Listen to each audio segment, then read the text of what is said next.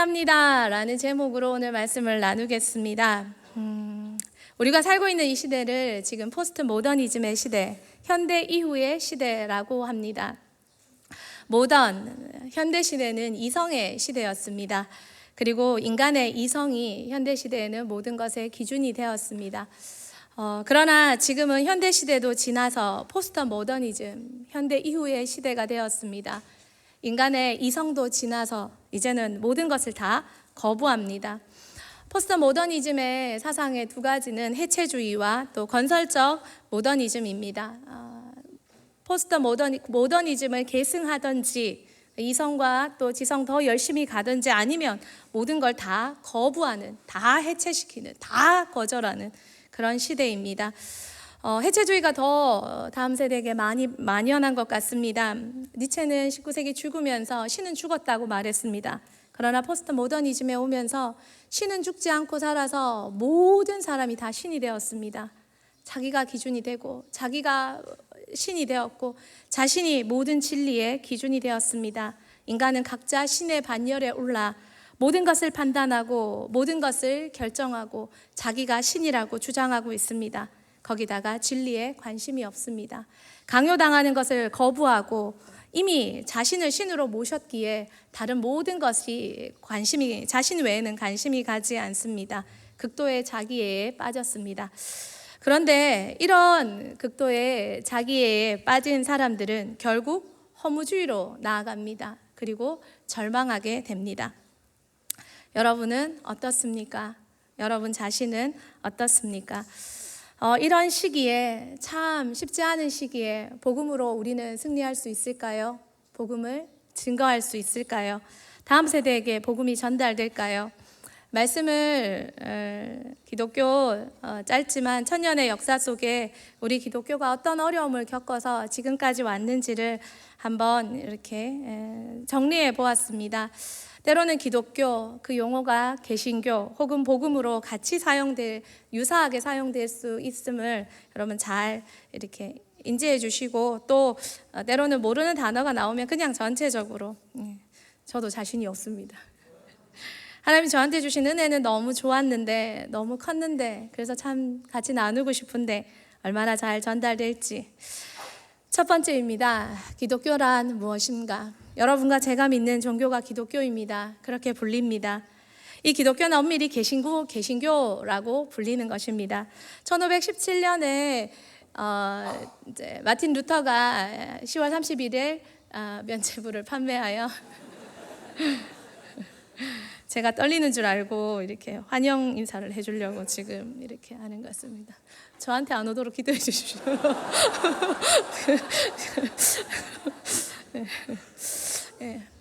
1517년 10월 31일이 개신교의 시작으로 보고 있습니다. 루터가 95개의 반박문을 내건 사건입니다. 마틴 루터와 칼빈은 개신교 탄생의 촉매제 역할을 했는 것이 사실입니다. 그렇지만 그때부터가 기독교의 시작은 아닙니다. 기독교는 그 이전에 로마 교회로 있었고 그 이전에는 또 유대교의 어떤 요람에서 성장했습니다. 예수 그리스도의 탄생으로 기독교가 시작되었고 초대 교회를 지나고 로마 교회 1000년의 시간을 지나오면서 지금까지 왔습니다. 하지만 참 쉽지 않은 시간을 보냈습니다. 개신교를 프로테스탄트라고 합니다. 이걸 한국말로 하면 항의자들입니다. 얼마나 그 시작이 로마 교회와 분리되면서 지독한 전쟁을 치렀는지 우리의 이름은 프로테스탄트, 항의자들입니다. 기독교는 참 어려움을 겪어왔습니다. 그러나 저도 여러분도 이 기독교를 너무 사랑하고 너무 감사하고 너무 좋습니다. 하나님은 이 기독교를 준비시키셨습니다. 먼저는 기독교의 시작은 예수님으로 명확해졌습니다. 하지만 기독교의 시작은 구약부터 이미 하나님은 준비하셨습니다. 유대교는 기독교의 탄생을 준비하는 요람의 역할을 한 것이 분명합니다. 그러나 유대교는 분명 구약 전체가 유대교의 모습인데, 이 구약 전체가 유대교의 모습인데 유대교라고 불리는 시작은 에스라를 통해서 시작되었습니다. 이스라엘 백성은 하나님 앞에 선택받았습니다. 그리고 참 선민 사상으로 열심히 살았습니다. 그런데 유대교는 자신들만의 시족 공동체, 민족성, 그리고 그들만의 제사, 제2 공동체, 그리고 그들만이 독특하게 가지고 있는 나라, 민족, 신앙, 이것으로 똘똘 뭉친 공동체였습니다. 하나님은 이스라엘에게 충성을 다하게 하셨고, 그들은 하나님을 향한 제2의 제사에 이제 예배죠, 그들만의 잘 참여하며 하나님이 주신 약속을 소망하며 그들의 나라를 더 큰 그들의 나라를 꿈꾸며 지내갔습니다. 그런 이스라엘이 우리가 잘 아는 대로 바벨론에게 무너졌습니다.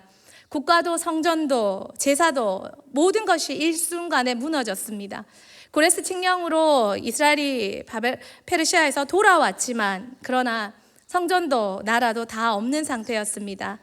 스룹바벨을 통해 성전이 회복되었지만, 잘 듣고 계시죠? 네. 새 소리보다 제 소리가 더 크죠? 네.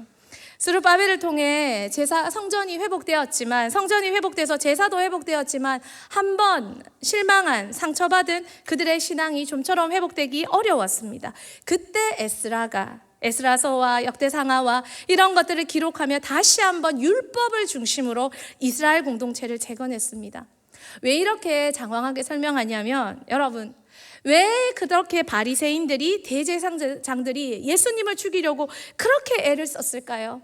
그들에게 국가도 잃어버리고, 지금 로마 치하잖아요. 국가도 잃어버리고 성전도 무너졌다가 다시 세웠지만 너무나 부족했고, 그런데 그들에게 있는 유일한 신앙의 존재는 율법이었습니다. 예수가 그 율법마저 폐하려고 오니 그들은 너무나도 두려웠고, 율법을 사수하기 위해 자신의 모든 것을 걸고 예수를 죽이려고 덤볐던 것입니다. 그런데 그들이 이렇게 율법을 사수하기 위해 에스라를 통해 겨우 성립된 이 유대교가 지키기 위해 그들이 예수를 그렇게 미워했다면, 우리는 반대로 예수님을 따르는 사람들이, 예수님의 제자들이, 또 예수님을 믿었던 그 백성들이 얼마나 율법이라는 신앙을 그 속에서 자랐는데 그것을 버리고 예수님께로 돌아섰는지, 그 선택이 얼마나 위대한 선택인지 우리는 또한 생각해 볼 수 있다는 것입니다. 기독교의 배경은 유대교임이 확실합니다. 그렇지만 같은 종교지만 유대교는 기독교가 아니었고 준비 요람이었습니다. 하나님은 예수 그리스도라는 이 복음을 한 민족에게만 국한시킬 수가 없었습니다. 하나님은 28장에 모든 민족을, 모든 족속을 제자로 삼아 하나님께서 아담에게 전 세계를, 하나님 당신이 창조하신 모든 피조물을 다스리라고 하셨습니다. 하나님의 신앙, 하나님이 주실 예수 그리스도는 한 민족의 것이 아니라 우리 모두의 것이 되어야 했기에, 유대교회라는 요람을 지나 로마라는 시간을 지나 기독교는 지금 우리에게까지 와 있다는 것입니다. 그러나 정말 쉽지 않은 시간을 보냈습니다. 한 인간이 살 때도, 100년이라는 시간 남짓 살 때도 좋은 일도 있지만, 살만할 때도 있지만, 어려울 때도 있고 고통스러울 때도 있고, 우리의 신앙인 기독교도 정말 그랬습니다. 기독교에 대한 도전들은 정말 많았습니다. 첫 번째 도전은 박해였습니다. 예수님이 승천하시고 제자들이 남았습니다. 성도들이 좀 남았습니다. 그러나 로마의 박해는 심각했습니다. 로마는 황제 숭배 사상을 가지고 있었습니다. 성도들은 결코 우상에게 절할 수 없었습니다. 로마는 크리스찬들에게, 성도들에게 반역죄를 뒤집어 씌웠습니다. 네로 황제 64년부터 밀라노 칙령, 기독교가 승인될 때까지 313년 동안, 정말 200년 조금 더 되는 그 시간 동안 기독교가 얼마나 많은 어려움을 당했는지 모릅니다.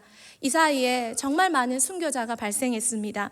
어린아이도 있었습니다. 남녀도 있었습니다. 노인도 있었습니다. 심지어 임산부도 있었습니다.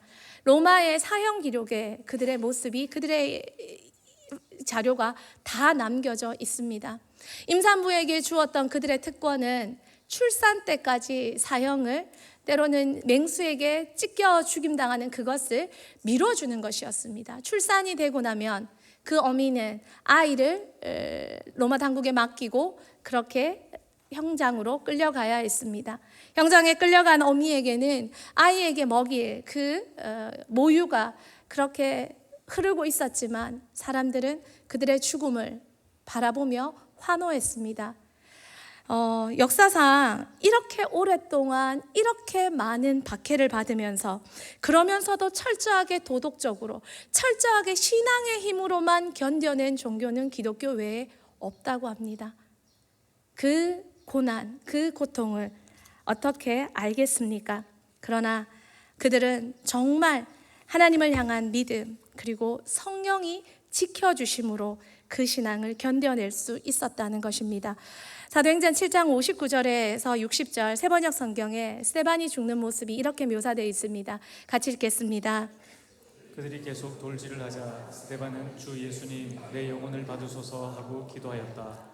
그리고서 그는 무릎을 꿇고 큰 소리로 주님 이 죄를 저들에게 돌리지 마소서 하고 외친 후 숨을 거두었다. 여러분이 스데반이면 이런 말을 할 수 있겠습니까? 어떤 인격적인 존재가 이런 말을 할 수 있겠습니까? 그런데 스데반은 그렇게 했다는 것입니다. 왜요? 우리는 예수님을 따르는 자들이기 때문입니다. 스데반은 그렇게 죽어갔습니다. 역사의 곳곳에서 지금도 북한에서 하나님을 사랑하는 사람들이 이런 모습으로 죽어가고 교회는 피 속에 성장해 왔습니다.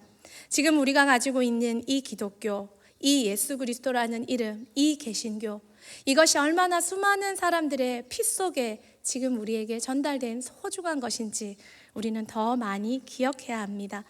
교회의 어려움의 두 번째는 이단입니다. 갈라디아서 1장 8절 우리 같이 한번 읽겠습니다. 그러나 우리나 혹은 하늘로부터 온 천사라도 우리가 너희에게 전한 복음 외에 다른 복음을 전하면 저주를 받을지어다. 기독교를 어렵게 하는 것은 박해보다 더 힘든 것이 이단이었습니다. 이단은 성경을 이용한 다른 종교입니다. 같은 말인 것 같은데 다른 종교입니다. 그래서 사람들로 하여금 성경에서 점점 더 믿지 못하고 멀어지게 만듭니다. 신천지 같은 지독한 이단들은 초대교회 시절에도 있었습니다. 유세비우스가 이런 말을 했습니다. 박해보다 내적인 위협, 이단, 분리주의 이것이 더 교회를 혼란스럽게 한다라고 말했습니다. 예수와 함께한 제자들은 죽어가고 있고 또 제자들의 제자들 속사도들도 죽어가고 있고 이제 그들이 전하는 복음도 점점 더 사라져가고 있습니다. 희미해져가고 있고 그 속에서 많은 이단들이 나와서 복음을 섞어가기 시작했습니다. 바울이 신약에서 얼마나 이단에 대해 엄격히 말하고 있는지 우리는 알 수 있습니다. 그래서 교회가 우리의 신앙을 지키기 위해서 교회가 취했던 방법이 바로 성경의 채택과 신학의 체계화입니다. 성경을 가지고 그렇게 구전된 우리 예수 그리스도에 대한 그 신앙과 그 체험이 이제는 말씀으로 더 모아지고 조직화되고 정리되고 또 이것을 가르치기 위해 신학으로 더 정리되고 가르쳐지고 왔다는 것입니다. 2세기에 무라토리 성경에서 보면 27권 중에 22권 정도가 이렇게 모여져 있는 형태를 가지다가 지금 우리의 성경은 4세기 정도에 완성되었습니다. 성도들은 이단에 대처하기 위해 정말 열심히 성경을 읽고 성경을 공부하고 성경을 또 열심히 연구하며 그것을 나아갔습니다. 또 감독들에게 배우기도 했습니다. 이단을 대처하는 또 하나의 방법이 있습니다. 그것은 교회의 조직입니다. 교회는 참 지금 우리의 교회의 모습도 전투적인 모습입니다. 원래 교회는 수평적인 관계였습니다. 감독은 있지만 말씀을 가르치는 분들은 있지만 전도자, 지도자, 형제, 자매가 교회 구조의 대부분이었습니다. 하지만 예수님 사후부터 시작된 영지주의부터 많은 이단들이 교회를 침투하자 교회는 그 모습들이 수직적인 관계, 언제든 싸울 수 있는 전투적인 모습으로 바뀌었습니다.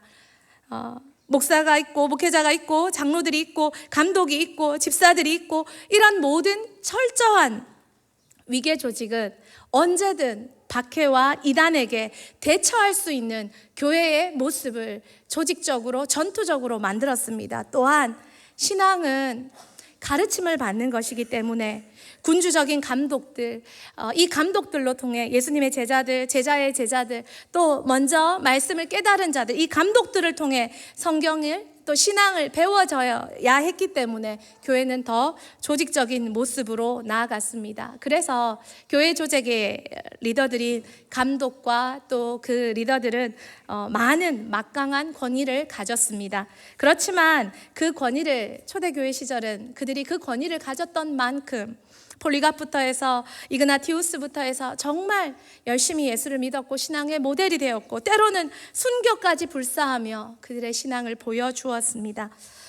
기독교는 어려움을 당했지만 끝까지 견뎌냈고 교회로 이겨냈고 성경과 신학으로 준비되어져 갔습니다. 또한 기독교의 어려움은 로마 교회의 신앙의 타락입니다.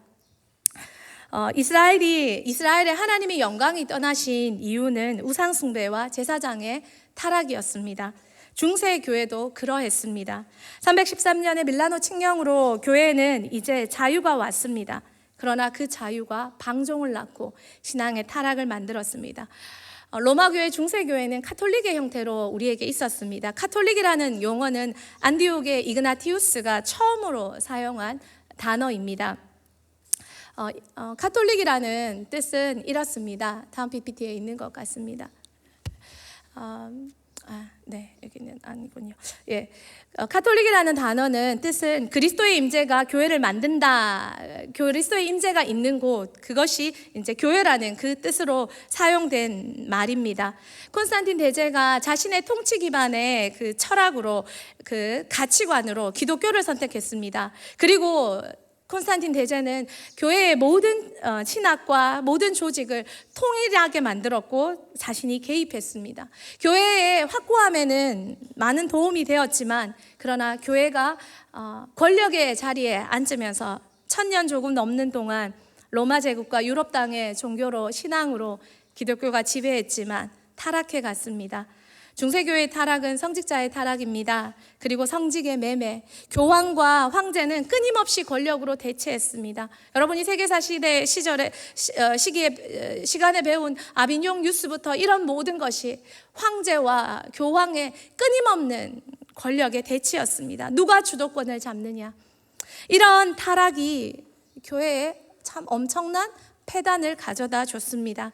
간혹 수도원과 경건주의 운동들이 유럽 곳곳에 일어났습니다. 그리고 그것들이 우리의 신앙을 조금은 상쇄시켜주고 깨끗이 씻어주는 것 같았지만 역부족이었습니다. 하나님은 이 모든 것을 보셨습니다. 여러분, 박해보다 더 어려운 것, 이단보다 더 어려운 것은 우리의 자멸입니다. 우리의 타락입니다. 저와 여러분의 타락이 교회를 더 어렵게 만들 수 있습니다. 섞임입니다. 그들이 미사를 안 드렸던 것도 아니요, 예배를 안 했던 것도 아니요, 하나님을 섬기지 않았던 것도 아니지만 이스라엘처럼 그들은 타락해 갔습니다. 종교개혁은 성경으로 돌아가자는 운동입니다. 사실 처음에는 기독교로 독립할 생각이 없었습니다. 분리될 마음이 루터는 전혀 없었습니다.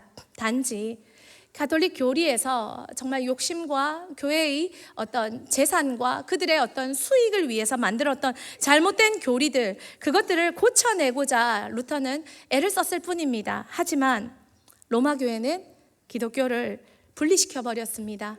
로마 교회는 자생적 종교개혁을 거치면서 기독교가 절대 받아들일 수 없는 마리아의 무염수태설과 그리고 교황의 무오류설을 채택했습니다. 마리아에게는 원죄가 없다. 마리아는 원죄 없이 예수 그리스도를 잉태했다. 그것을 기반으로 교황은 무오류하다. 교황은 최소한 죄가 완전히 없다는 건 아니지만 도덕적으로 신앙적으로는 죄가 없다. 또한 그 작은 죄들은 고해성사를 통해 충분히 상쇄될 수 있는 것들이다 라는 기독교와 절대 합일될 수 없는 선을 넘어갔습니다. 결국 로마 교회와 기독교는 신학이 분리되었고 결국 기독교는 아무것 없이 성경책 하나 들고 그렇게 독립해 나올 수밖에 없었습니다. 기독교가 그렇게 독립해 나와서 지금까지 존재하고 있다는 것 자체가 기적입니다. 기독교는 루터, 칼빈, 제세례파로 복음으로 이렇게 제시되었지만 유럽의 많은 나라에서 정말 다른 모양으로 다른 모습으로 정말 이렇게 개신교조차도 이렇게 하나 되기 어려운 모습으로 다 흩어졌습니다. 프랑스에서는 위구노라 불리고, 네덜란드에서는 경건운동으로, 영국에서는 장로교로, 청교도로, 체코에서는 후스파로, 아이슬란드에는 루터파로 정말 다양한 모습으로 각계 전투로 절대로 하나 될 수 없는, 그러면서 신구간, 신교, 구교, 로마교회와 기독교와 개신교와 싸워야 했고, 개신교 내부에서 서로 다른 어떤 약간의 다른 어떤 급진적이고 때로는 완화적, 천천히 가고 이런 것들로 절대 하나 될 수 없었습니다. 그래서 개신교가 지금, 개혁주의가 개신교가 지금 살아있다는 것 자체가 너무나 큰 기적입니다. 기독교는 영국으로, 유럽으로, 전 유럽으로 퍼졌고 정말 많은 핍박을 당했습니다. 프랑스의 위구노는 바돌로메의 그 성축일에 정말 많은 사람들이 죽임을 당했습니다. 가톨릭에 의해서.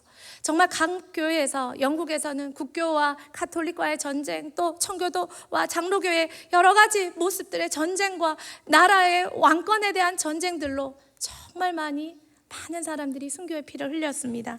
그러나 하나 될 수 있는 방법은 없었습니다.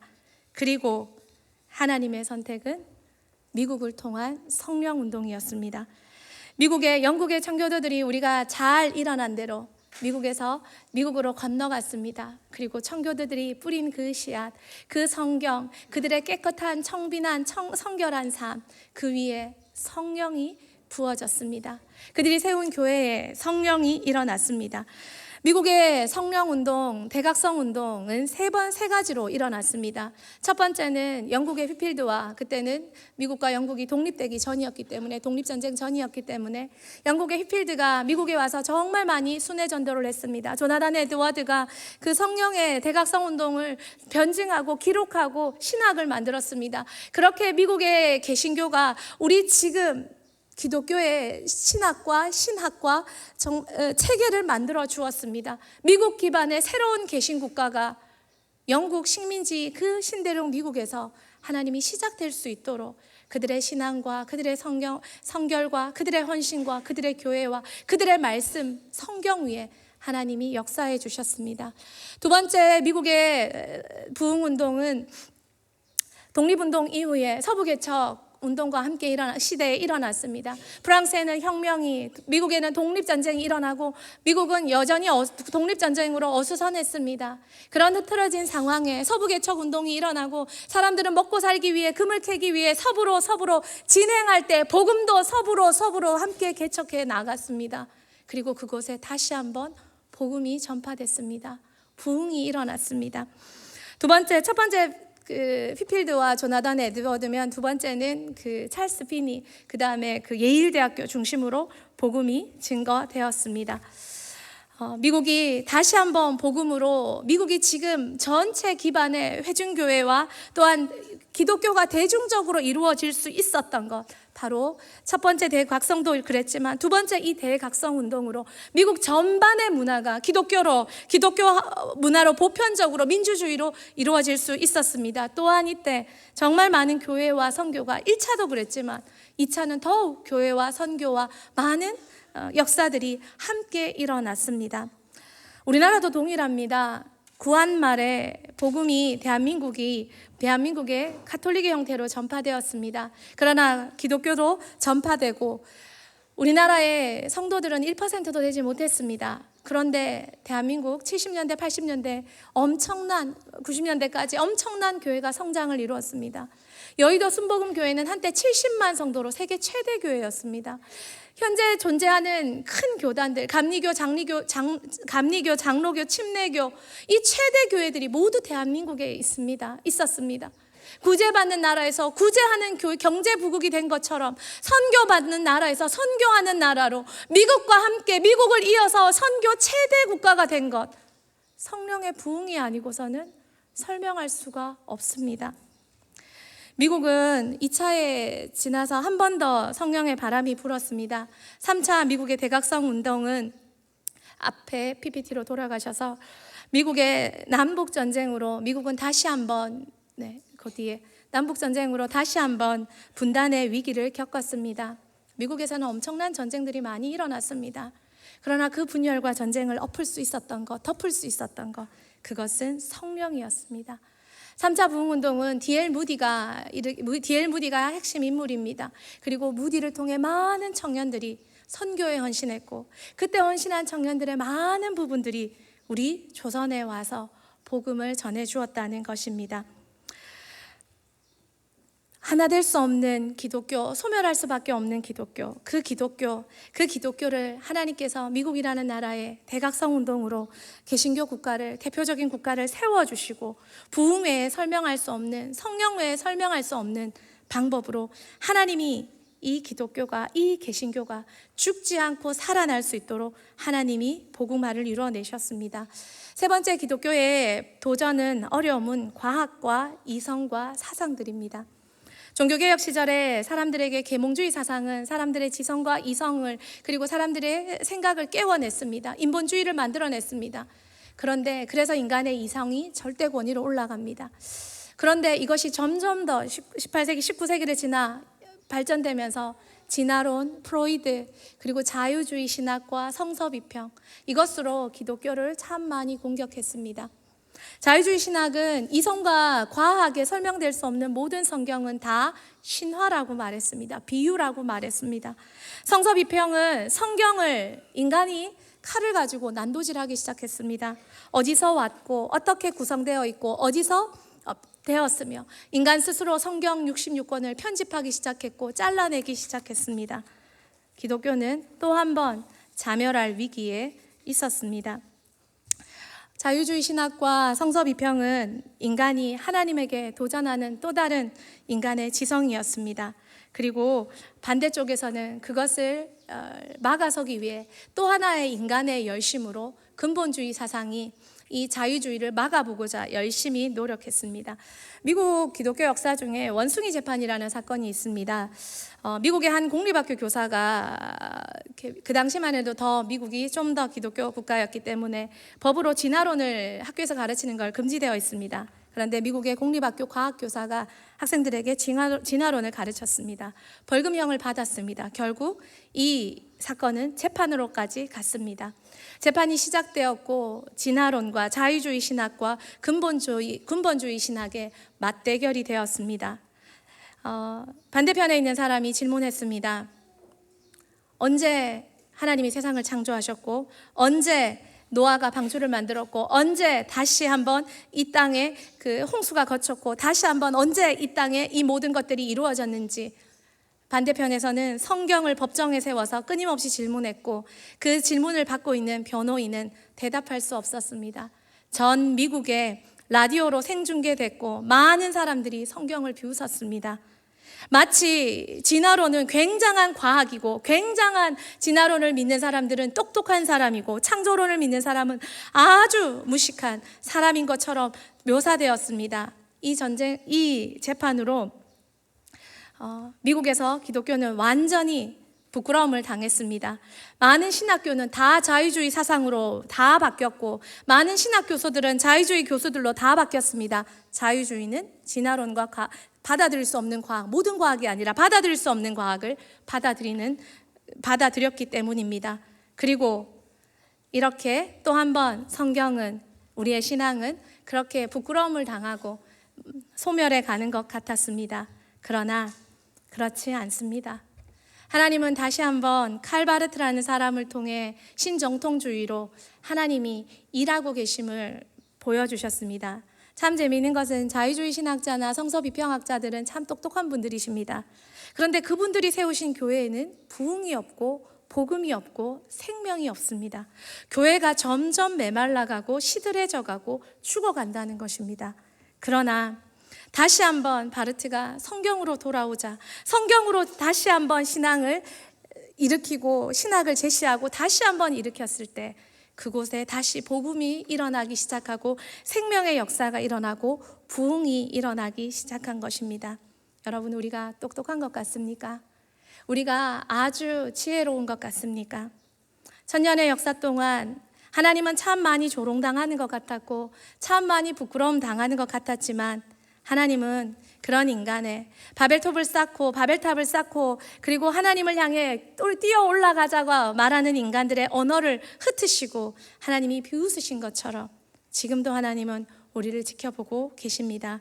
계시록 22장 1절에서 2절 말씀입니다.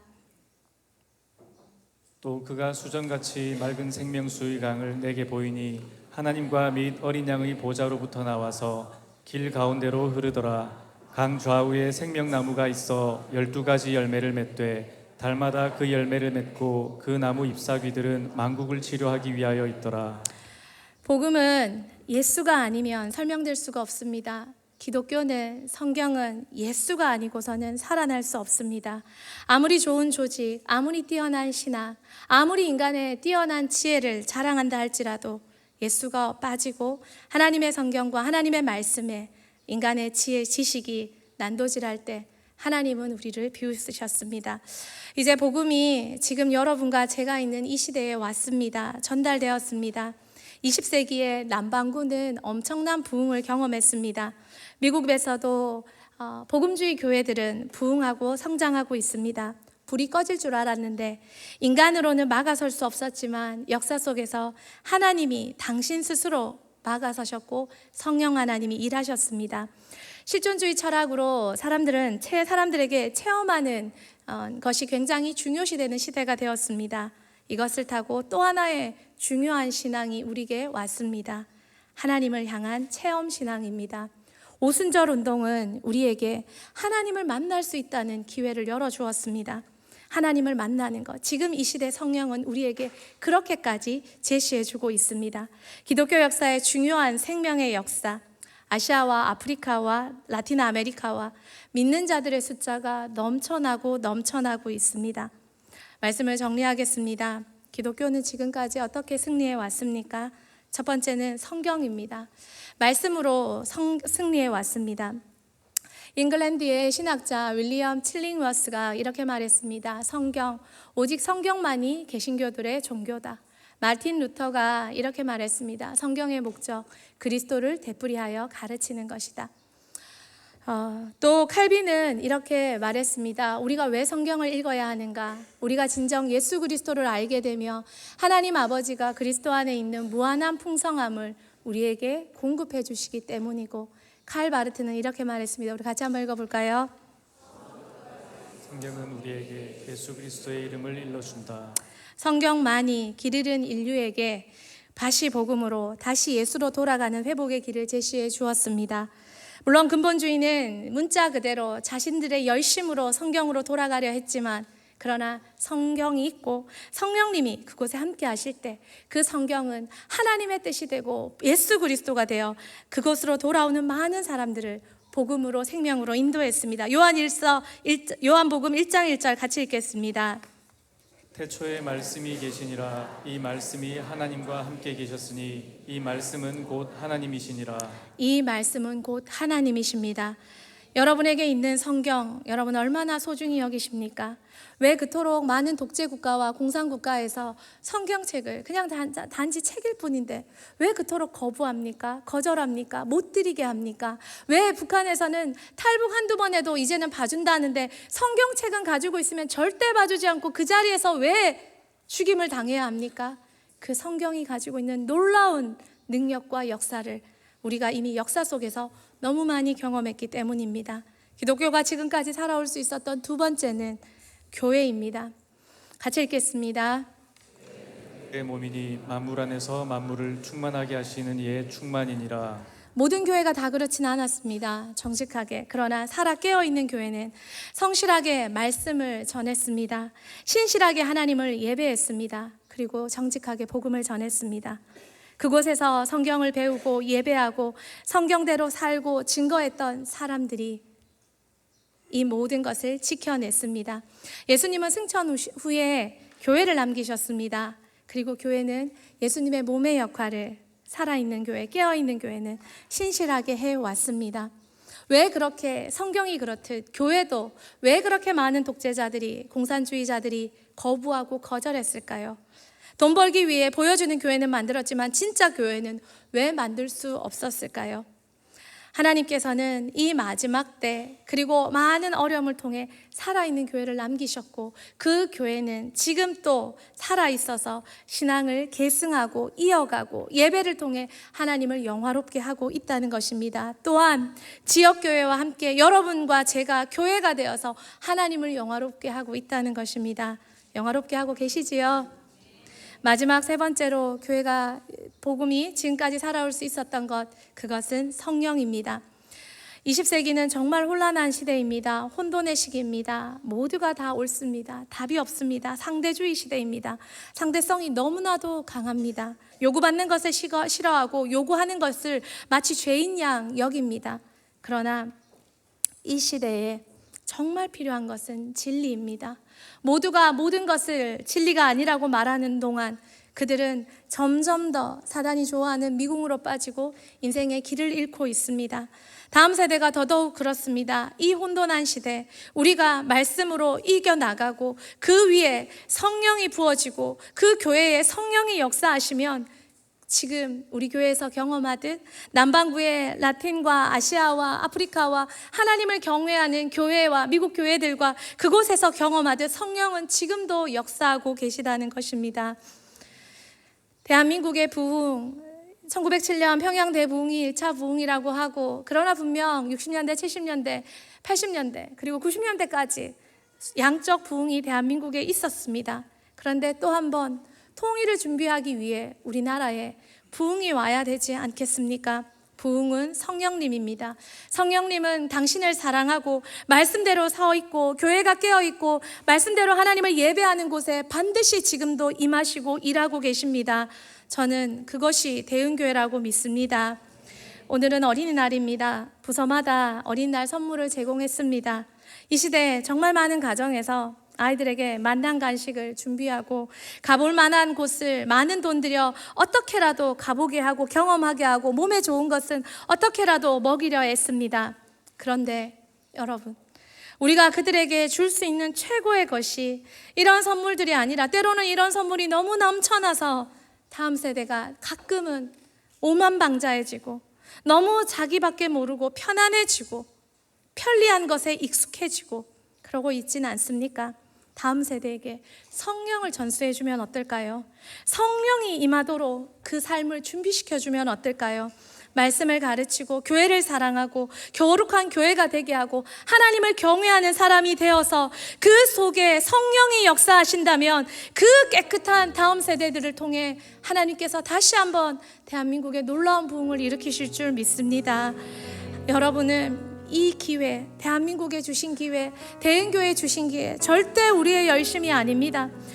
만약 사람이 일으킬 수 있는 만한 것이라면, 정말 사람이 할 수 있는 어떤 것이었다면, 제가 하나님이라면 하나님은 저부터 여기 세우지 않습니다. 제가 하나님이라면, 사람의 뭔가가 어떤 조금이라도 필요하다면 저 같은 사람부터 여기 세우지 않습니다. 하나님은 겸손하고 자신이 죄인인 줄 인정하고 하나님 앞에 도와주세요 통해 자복하며 굴복할 줄 아는, 그리고 말씀이 진리임을 선포하고 부족해도 말씀대로 살기를 애쓰고 교회를 사랑하고 교회가 되기를 소망하는 그 한 사람을 지금도 찾습니다. 다음 세대에게 최고의 줄 선물 대흥교회, 그리고 대흥교회에 임하신 성령님, 우리 함께 이 멋진 선물을 다음 세대에 전하는 대흥교회 모두가 되기를 축복합니다. 사도행전 2장 33절 우리 마지막으로 같이 한번 읽겠습니다. 하나님이 오른손으로 예수를 높이심에 그가 약속하신 성령을 아버지께 받아서 너희가 보고 듣는 이것을 부어주셨느니라. 아멘. 끝났습니다. 네. 네. 이 찬양 너무 좋죠. 우리 싱어들 올라오셔서 너무 이렇게 역시 민수쌤 탁월하게 잘해주셨는데, 우리 수요예배 마치고 애들이 의자 정리할 때 틀어주시는 찬양이라는데 너무 좋더라고요. 우리 같이 예수 있는 곳에 승리 있습니다. 예수 있는 곳에 희망이 있습니다. 예수 있는 곳에 부활이 있습니다. 우리 같이 한번 찬양하면 좋겠습니다.